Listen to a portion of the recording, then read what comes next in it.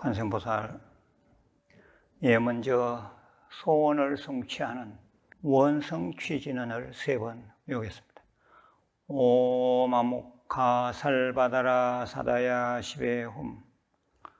오마묵카 살바다라 사다야 시베훔.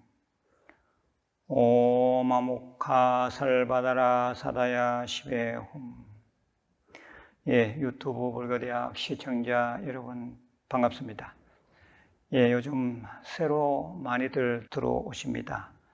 아주 환영합니다. 그리고 축하드립니다.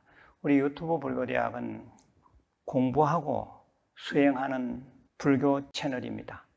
그리고 이 세상을 유튜브를 통해서라도 불국토로 만들어보자 라는 그런 원력으로 출발했습니다. 그래서 처음 들어오시는 분들은 웬만하면 구독해 주시고 또 주위에 포교해 주시면 너무 감사하겠습니다. 오늘은 좀 현실적인 문제를 가지고 말씀드리겠습니다. 형제 자매는 태어나서 최초 경쟁자이다. 부제로 형제간에 잘 지내는 법, 이렇게 잡았습니다. 형제 자매에 관한 얘기입니다. 잘 한번 들어보십시오. 장자의 말이라고 해서 명심보감에 나오는데 세간에도 많이 알려져 있습니다. 형제는 위수족하고 부부는 위의복이라. 형제는 손발과 같고 부부는 의복과 같다라고 되어 있습니다. 의복이 해지면 새 것으로 갈아입을 수 있지만 손발이 끊어지면 다시 입기가 어렵다라고 했습니다. 제가 어릴 때 둘째 삼촌이 젊은 나이에 돌아가시니 첫째 삼촌이 매장을 하고 오시는 길에 형제는 수족인데 손발이 하나 떨어져 나갔다고 한탄하시던 모습이 생각납니다. 또 이런 얘기가 있습니다. 콩을 볶는데 콩깍지를 태운다. 이는 형제끼리 사이가 좋지 않는 경우의 얘기입니다. 우리가 잘 아는 위나라의 조조는 1세의 영웅이었지만 그의 아들 조비와 조식은 무척 사이가 나빴다고 합니다. 말 그대로 자빠지면 밟아버리고 물에 빠지면 짝대기로 밀어 넣어버리는 그런 사이였다고 합니다.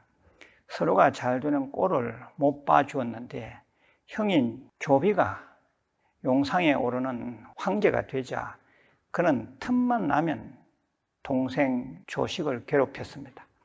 한 번은 동생을 불러다가 말하기로 7걸음을 걷는 동안에 시를 지어라. 만약에 시를 짓지 못하면 엄한 벌을 내리겠다고 하였습니다. 그때 지은 시가 그 유명한 칠보시입니다. 원문은 이렇습니다. 자두, 연, 두기, 두제부, 중읍, 본시, 동근생, 상전, 하태급이라. 제가 한글로 풀어서 다시 말씀드립니다. 콩깍지를 태워서 콩을 볶으니 콩이 쏟아내서 눈물을 흘리래. 본래 한 뿌리에서 태어났건만 어찌 이리 급하게 볶아대는가. 이 포악한 형을 원망하는 마음을 그렇게 표현했던 것입니다. 이런 사건 이후로 사람들은 집안 식구끼리 또는 형제간에 다툼하는 것을 일컬어서 콩을 볶는데 콩깍지를 태운다 라는 말을 하게 되었습니다. 다른 땔감으로 콩을 볶아도 되는데 굳이 같은 콩깍지로 불을 떼서 쏟아내 같은 콩을 괴롭혀야 되겠는가, 이런 뜻입니다. 잘 한번 음미해 볼 만한 얘기입니다. 불교에서는 형제간의 인연이 악연이든 선연이든 간에 구천생 인연으로 봅니다. 부부의 인연이 7천생이고 부모 자식 간의 인연이 8천생인데 비하면 형제 간의 인연은 대단히 길다는 것을 알 수 있습니다. 예, 이 이론은 법망경 말씀입니다. 예, 우리가 현재적인 인연을 중시한다면 설령 원한과 빚을 갚기 위한 형제 간의 만남이라 하더라도 과감히 청산할 것은 청산하고 양보할 것은 양보해야 합니다. 그래야 이 생에서의 인연 또한 순탄하고 매끄럽겠고 다음 생에도 악연이 아닌 선연으로 만날 수가 있는 것입니다. 예, 그렇다면 우리는 이 생에 만난 형제 자매와의 인연을 어떻게 하면 좋게 이어나갈 수 있을 건가? 예, 거기에 대해서 말씀을 드리겠습니다. 곰곰이 한번 생각해 보시기 바랍니다. 첫째는 형제 자매가 나 자신이 아니라는 생각을 늘 해야 합니다. 즉, 아무리 형제끼리라도 업의 다름을 인정하고 각각의 개성을 존중해야 합니다. 예, 비유가 적절할는지는 모르겠습니다. 지금 절에서 크고 있는 쌍둥이 야생 고양이 형제가 있는데 이 둘은 먹는 습관부터 아주 다릅니다. 성격도 아주 많이 다릅니다. 예, 한 배에서 난 쌍둥이인데도 그렇습니다. 사람은 더하다고 봐야 합니다. 인생 철학이 다르고 사고방식이 다르고 정치관이 다르고 경제관이 다르고 직업관, 취향이 다 다름을 서로 받아들여야 합니다. 둘째는 결혼 후는 더욱 상황이 달라짐을 인식해야 합니다.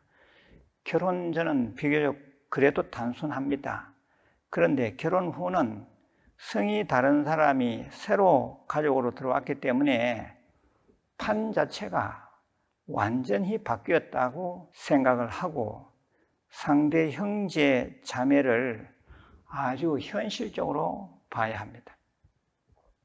셋째입니다. 셋째는 형제끼리 유산 상속 문제로 싸움판이 되지 않으려면 부모님 살아 계실 때 정리를 할 필요가 있고 어느 한쪽이 양보를 해야 합니다. 형제가 재산 문제로 의절하지 않으려면 탐욕의 절제가 필요합니다. 예, 뉴스를 보면 형제가 그 남은 재산 문제로 완전히 원수가 되는 그런 경우도 많습니다. 예, 우리가 불자로서 깊이 생각을 해봐야 하는 문제입니다. 넷째는 형제가 정신적으로, 영적으로 우애가 오래오래 있으려면 반드시 종교를 통일해야 합니다. 물론 이 방송을 듣는 시청자는 대부분 다 불교인일 것입니다. 예, 그러면 인류 최상의 종교인 불교로 통일하는 것이 좋습니다. 예, 이러한 종교 통일이 되지 않으면 집안의 대소사인 관혼상제가 닥쳤을 때 큰 문제가 일어납니다. 형제 자매의 새 가족 배우자를 찾을 때도 이 종교 부분은 아주 크게 고려해야 합니다. 다섯 번째입니다. 다섯째는 형제 자매는 적당한 거리를 두는 것이 좋습니다. 특히 결혼한 형제 자매는 옛부터 말하기로 서로의 집 거리가 된장 냄새가 닿지 않는 것이 좋다 했습니다. 장 냄새뿐이겠습니까? 잘 생각해 보시기 바랍니다. 여섯 번째는 연로한 부모님을 모시는 문제나 사후 장례의식이나 49제 또 제사 등 문제는 할 수 있는 사람이 하겠다는 통큰 마음이 있어야 합니다. 예, 이상 대충 형제끼리 잘 지내는 방법을 말씀드렸습니다. 부모는 자식이 싸울 때 가장 가슴 아파합니다. 부모가 죽어서 영혼이 되어서도 그렇다고 합니다. 혹시 형제간에 다툰 일이 있어서 관계가 소원하더라도 무슨 계기가 있어서 오랜만에 만나게 되면 과거는 잊어버리고 스스럼 없이 인사하고 친해야 합니다. 형제 자매끼리는 아주 가까이 친하게 지내지는 못해도 원수를 맺는 것은 아주 조심해야 합니다. 피는 물보다 진하다 하나 자칫 잘못하면 남보다 못한 수가 들어 있습니다. 이 방송을 듣는 우리 부모님들은 자식들을 대할 때 절대 편애하는 모습을 보이면 안 됩니다. 그리고 비교해서 우열을 논하면 안 됩니다. 부모님들의 자식 대하는 태도가 이러할 때 그것이 형제의 우애를 깨는 단초가 될 수 있습니다. 지금까지 제가 여러 말씀을 드렸습니다. 형제 간에 우애 있는 그런 불자 가족이 되시길 바랍니다. 내일 다시 뵙겠습니다. 권선무사